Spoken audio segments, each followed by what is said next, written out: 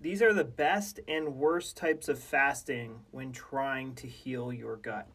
So, your gut is going in and out of overdrive, and it's tied to a conflict in your life.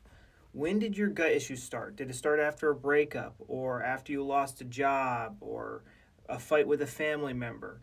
It's going to develop extra gut cells to help you digest or absorb this hard to digest and absorb thing in your life, or either sometimes it's crap you want to get rid of.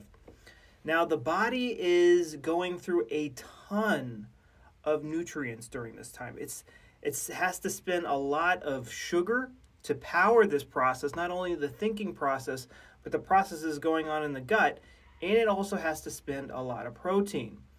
So the worst type of fasting you could do is a dry fast. That's where you don't have any water or any food for an extended period of time. Now, if it's for a day, that's one thing, but any longer than that, the body is already in a nutrition deficit and most of your food's already going straight into the toilet. It is not good to do that.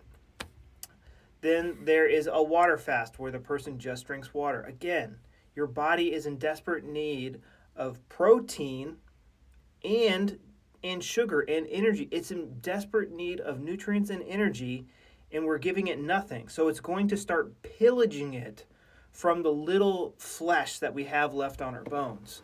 It's very dangerous to do water and dry fasting if you're underweight.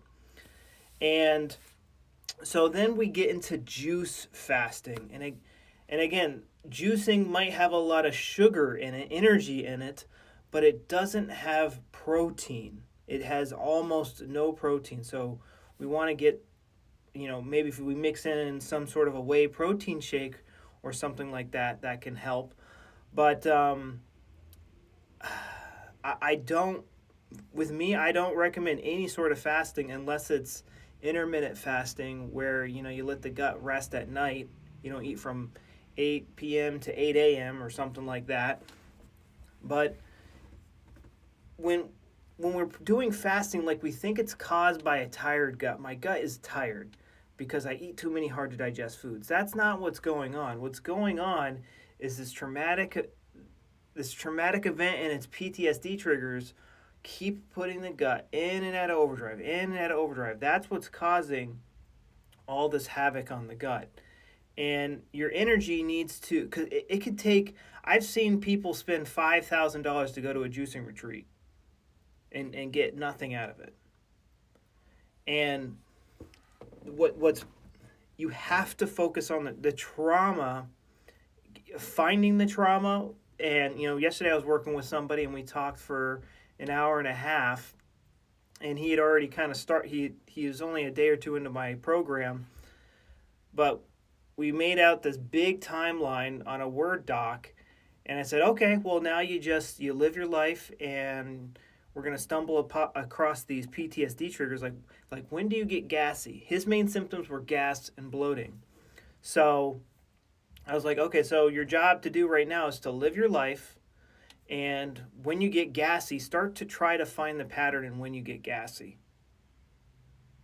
Is it always after a meal? Is it an hour after a meal? Is it at night? Does it do it in the morning? Is it in the app? Oh, I always get gassy after I talk to my dad. And there was a lot of conflict with his dad. So I was like, I think you get gassy after doing something, something involving your dad. And, he had lots of traumatic events to choose from, probably like 5, or, conflict themes in his life. He had probably had about 5. And we have to use when we get symptoms to make sense of that. And that can take that can take a certain amount of brain power. And if somebody's focus is they're shoving 100 carrots through a juicer every single day, they're not going to have the mental capacity to find these PTSD triggers and make sense of their conflict.